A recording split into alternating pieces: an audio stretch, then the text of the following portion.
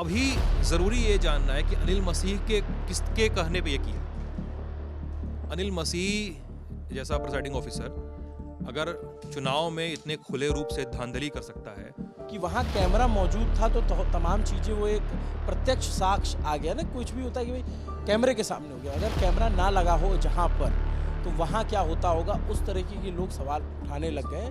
ऐसे चुनाव में जिसमें 40-42 लोग वोट कर रहे हैं, उस 38 लोग वोट कर रहे हैं, उस चुनाव में धांधली कर रहा है वो इंसान, किसके कहने पे कर रहा है? सुप्रीम कोर्ट ने आज एक बहुत ऐतिहासिक और बहुत मार्के का फैसला सुनाया है।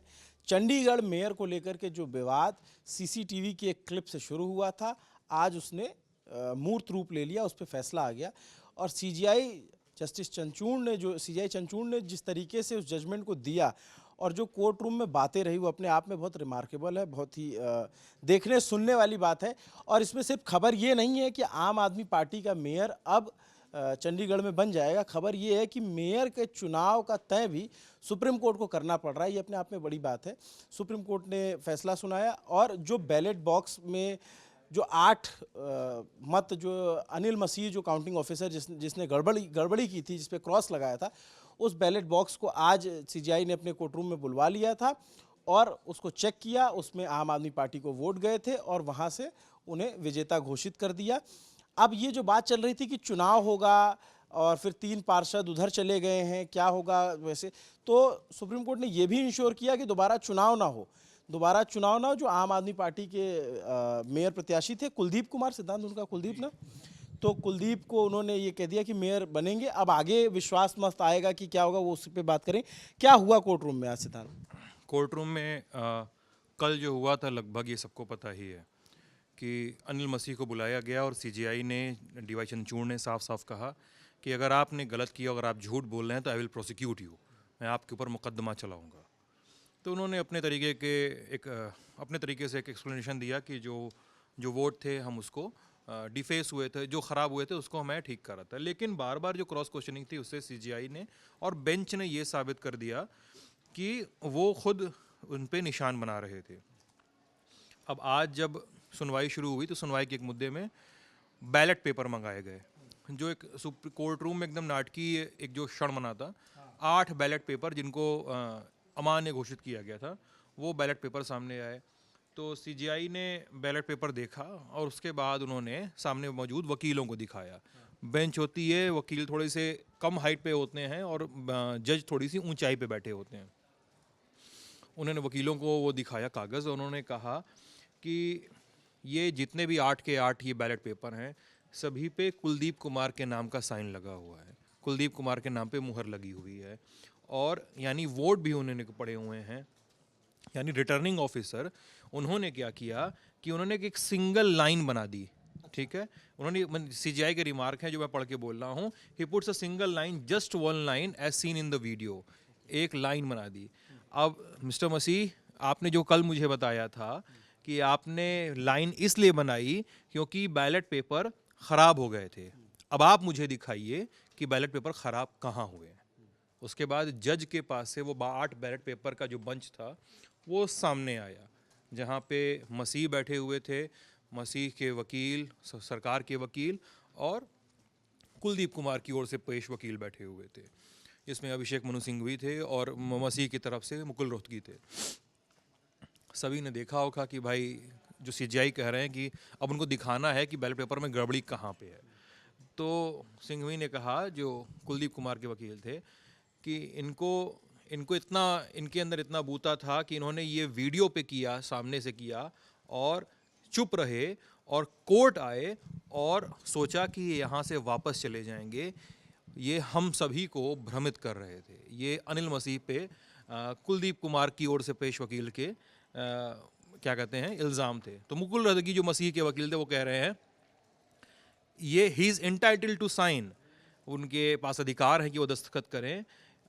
आप पहला बैलेट पेपर देखिए, उस पर एक छोटा सा डॉट है, कुछ बैलेट पेपर ऊपर से मुड़े हुए हैं, और जिस टिक पे, लाइन पे अपने विवेक का इस्तेमाल करते हुए वो उसको डिस्क्वालीफाई कर रहे थे।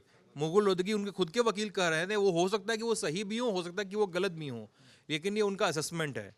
सीजीआई ने कहा कि हम 8 वोट जो डिफेस हुए हैं, हम उनके आधार पे निर्णय देंगे और उनके आधार पे ये निर्णय लिया जाएगा कि रिजल्ट क्या होगा। यानी यहाँ से एक भूमिका शुरू हो गई थी कोर्ट रूम में कि वोटों की गिनती दोबारा होगी।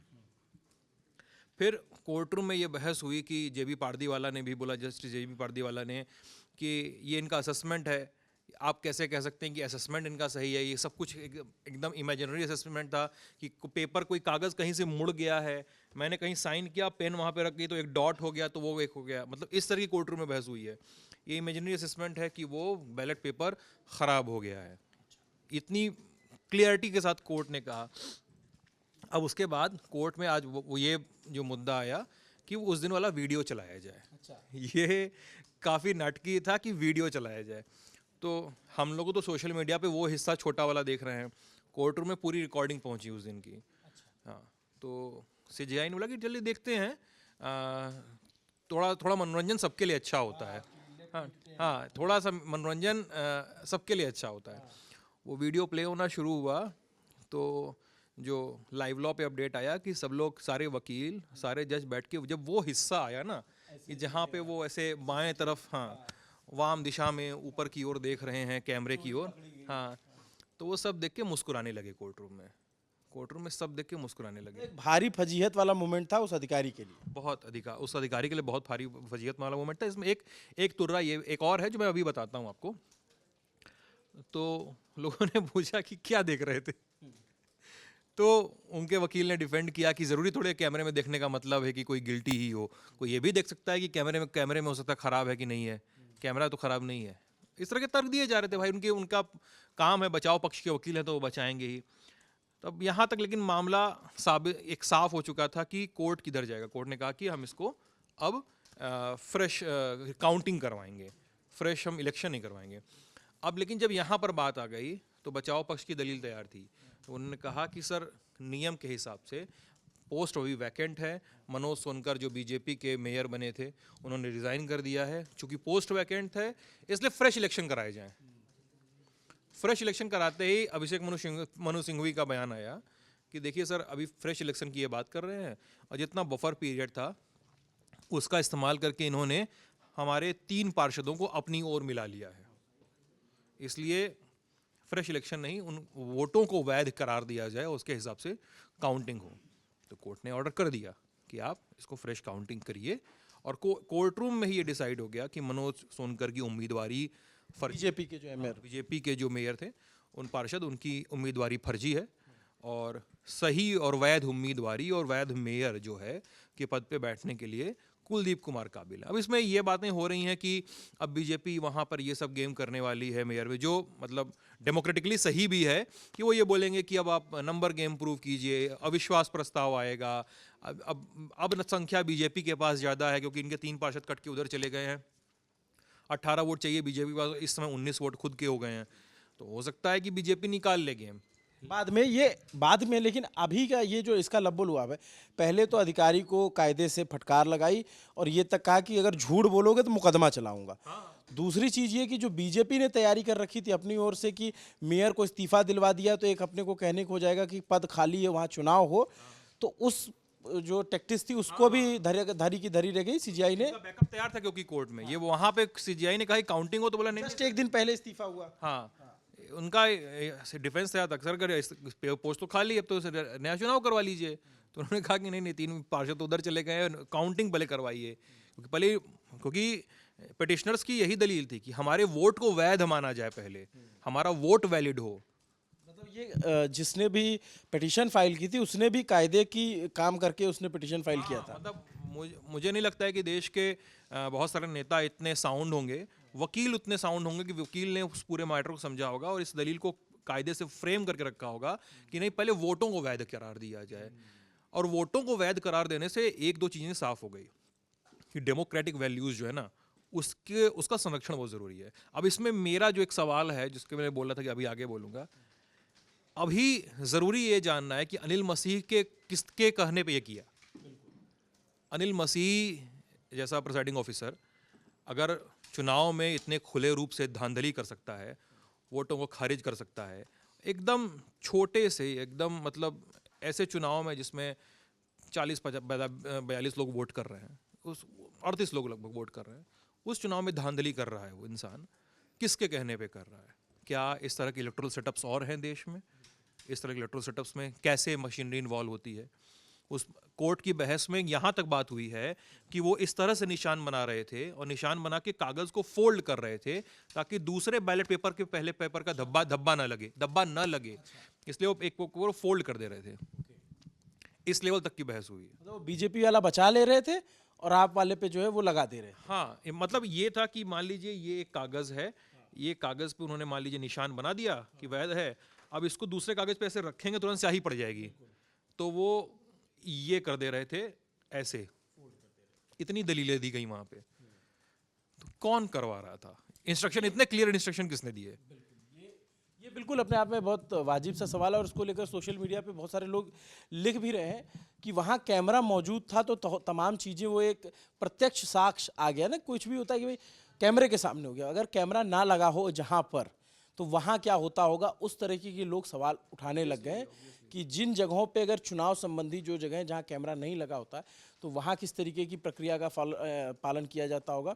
और ये अपने आप में एक बड़ा ही मुकम्मल, अभी पूरा फैसला तो आया नहीं, जजमेंट आना अभी बाकी है। जजमेंट लगभग आ चुका है। जजमेंट में 2-3 चीजें उन्होंने, वो जजमेंट की कॉपी नहीं आई ना शायद, कॉपी नहीं है यहाँ, पूरा जजमेंट अभी अपलोड होने में थोड़ा समय लग जाता है, लेकिन उन्होंने पंजाब म्यूनिसिपल कॉर्पोरेशन का जो 1976 का जो कानून है उसके सेक्शन 38 का भी हवाला दिया है कि कैसे इस पूरे जजमेंट को वो कोर्ट तो अपना जजमेंट को वैध बताने का भी आधार देती है ना अदालत, कि हमारा जजमेंट इस दिशा में, इस तरीके से हम इस जजमेंट पे पहुंचे हैं। तो उन्होंने पूरे पंजाब म्यूनिसिपल कॉर्पोरेशन एक्ट का जो 1976 का है उसका हवाला दिया है, बताया है कि हम कैसे इस जजमेंट पे पहुंचे हैं और कैसे इसको माना जाना चाहिए, किन आधार पे माना जाना चाहिए। अच्छा, लेकिन अब इस जजमेंट में 2-3 चीज़ें जो मुझे समझ आती है सिद्धांत, कि पहली चीज़ तो जो अनिल मसीह जैसे अधिकारी हैं जिनको अपने मसीहाओं पे तमाम भरोसा है कि ये हमारे साथ हैं या हम इनकी बात सुनेंगे, तो उनको भी एक संदेश जाता है कि सुप्रीम कोर्ट में अगर बात आ गई और सुप्रीम कोर्ट ने उसे ध्यान से देख लिया तो फिर कोई काम नहीं आएगा। सुप्रीम कोर्ट ने देख लिया, काम नहीं आएगा, कोर्ट पे तो भरोसा होना ही चाहिए। मतलब अगर ये इतनी लोगों को अपेक्षाएं, इतनी अपेक्षाएं हाई कोर्ट से भी रखनी चाहिए, इतनी अपेक्षाएं मुंसफ कोर्ट से भी रखनी चाहिए। कोर्ट किस तरीके से आगे बढ़ती है वो अलग मसला है, अदालत की अपेक्षाएं। वहाँ पर कैमरा जो था ना, उससे जो वीडियो वायरल हो गया ना, आप छुपा नहीं सकते थे जो कुछ भी हो गया उस दिन।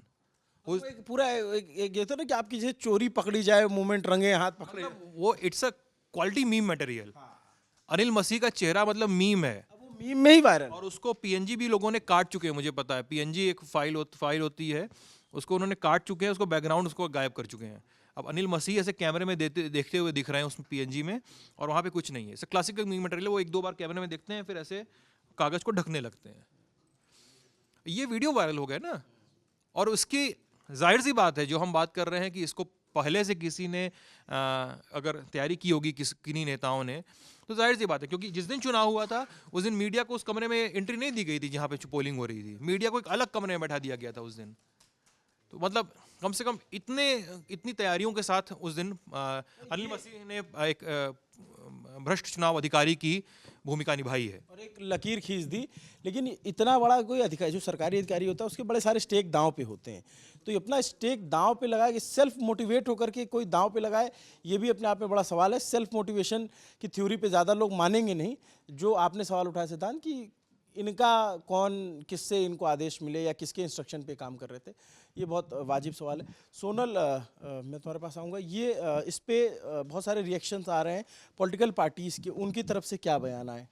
सबसे पहला रिएक्शन राहुल गांधी की तरफ से आया, और वो ट्वीट मेरी स्क्रीन पर खुला हुआ भी है, जिसमें कहा गया कि लोकतंत्र की हत्या की भाजपाई साजिश में मसीह सिर्फ मोहरा है, पीछे मोदी का चेहरा है। और अरविंद केजरीवाल का भी इस पर ट्वीट आया, जिस पे उन्होंने कहा कि ये आम आदमी पार्टी की बड़ी जीत है, और जो नारा दिया जाता है ना, उसी से ही मिलता जुलता सा एक ट्वीट किया उन्होंने कि अब कुलदीप कुमार हमारा मेयर है और वो ही वापस आएगा, गरीब घर का लड़का है। ये सारी बातें लिखी। बाकी राघव चड्ढा आम आदमी पार्टी के ऑफिशियल हैंडल से, इसके अलावा तस्वीरें वहाँ से भी आई जहाँ पर आम आदमी पार्टी के जितने भी मेयर्स हैं वो सेलिब्रेट करते हुए दिखे। हाँ, जितने पार्षद हैं और जो मेयर कैंडिडेट हैं उनकी बाइट आई कुलदीप कुमार की, जो अब कैंडिडेट के, अब तो वो मेयर घोषित हो चुके हैं। तो विपक्ष ने डायरेक्ट प्रधानमंत्री पर निशाना तक साधा, खास करके राहुल गांधी ने, और बाकी लोग उस पे अपनी जीत और लोकतंत्र की जीत बताया, कहा कि हमारा भरोसा वापस। बीजेपी का इस पे कोई रिएक्शन आया बीजेपी के नेताओं का? अब तक तो आधे घंटे हुए हैं, अब तक तो है? क्या कह रहे हैं? सभी लोग उसका ही इंतजार कर रहे हैं कि भाजपा के नेताओं की ओर से क्या प्रतिक्रियाएं आती हैं। ये भी बहुत देखने वाली बात होगी, क्योंकि अब कैसे डील करते हैं इस पूरे मुद्दे को ना, ये कि उनके रिस्पॉन्सेस क्या होते हैं, उनका एक्शन क्या होता है, किस टेक पे बात करते हैं। आज मतलब कोर्ट के अंदर हम इतनी बात करें कि हियरिंग के समय ये हुआ या इस तरह के बयान दिए गए, पर 19 तारीख के कंपैरिजन में आज सीजेआई चंद्रचूड़ काफ़ी लाइट मूड में दिखे, बहुत हंसते मुस्कुराते मज़े लेते। जैसे एक जगह उन्होंने कहा कि अच्छा है यहाँ पे रेलेवेंट हिस्सा ही वीडियो का प्ले किया जा रहा है, वरना शाम के 5 साढ़े 5 तक तो हम लोग वीडियो ही देखते बैठे रह जाते। फिर हंसते हुए उन्होंने एक और बात ये कही थी कि सिद्धांत ने भी उस बात को हाईलाइट किया। उन्होंने जब फैसला सुनाने से पहले ये कहा था कि एंटरटेनमेंट होना चाहिए, सबके आगे वीडियो प्ले कर दिया जाए, तो वो बहुत लाइट मूड में थे। और जब लास्ट आते आते फैसला पढ़ा गया तब काफ़ी सख्त टिप्पणियाँ आई, तब उन्होंने स्ट्रिक्टली ये कहा कि आपने अपराध किया है और आपने ये जानबूझ के किया। उन्होंने एक और बहुत इम्पॉर्टेंट पॉइंट बोला कि इसमें जो साइन था, वो जो मुहर लगी थी, वो अनिल मसीह की थी। आपने जो लिखा बैलेट पेपर पे, ऐसा लग रहा है आपने अनिल मसीह की मुहर लगाई। अच्छा, इस पे सिद्धांत मुकदमा चलाने की बात कह रहे थे, उसमें कुछ ऐसा है क्या कि इस अधिकारी पे अनिल मसीह पर? अभी तो इस केस को का एक ऑर्डर आ गया है, ठीक है। अगर स्पेशल एक फिर से मुकदमा चलना होगा तो अभी ये डिटेल आनी बची है कि जो प्रिसाइडिंग ऑफिसर था उस पर किस हिसाब से उसको बुक किया जाएगा और उन्हें किस हिसाब से प्यूनिटिव एक्शन के अंडर में लाया जाएगा। तो ये आज दिन की सबसे बड़ी खबर है, और मेरी समझ कहती है कि साल 2024 के चुनाव को मद्देनज़र भी एक बड़ी खबर है। इलेक्टोरल बॉन्ड के फैसले के बाद ये दूसरा बड़ा फैसला सुप्रीम कोर्ट से आया है, जो फैसला अपने आप में बड़ा सबक है उन अधिकारियों के लिए जो किसी नेता या पार्टी से प्रेरित होकर के काम करते हैं, जो जिस तरीके के आरोप उन पर लगते हैं। दूसरा कि लोकतंत्र की जो लड़ाई है, कि लोकतंत्र को लोकतंत्र के ज़रिए ही चलाना है, वोट जिस तरीके से हुए उसी तरीके से धांधली ना हो पाए, उसको लेकर के भी एक बड़ा मैसेज सुप्रीम कोर्ट ने दिया है। आपको ये पूरी बातचीत हमारी और न्यूज़ रूम से जो पूरी खबर थी कैसी लगी, कमेंट करके ज़रूर बताइए। मेरा नाम अभिनव पांडे है, मेरे साथ कैमरे पे मेरे साथी विजय हैं। उससे पहले आपने सिद्धांत और सोनल को सुना, कमेंट करके ज़रूर बताइएगा। शुक्रिया।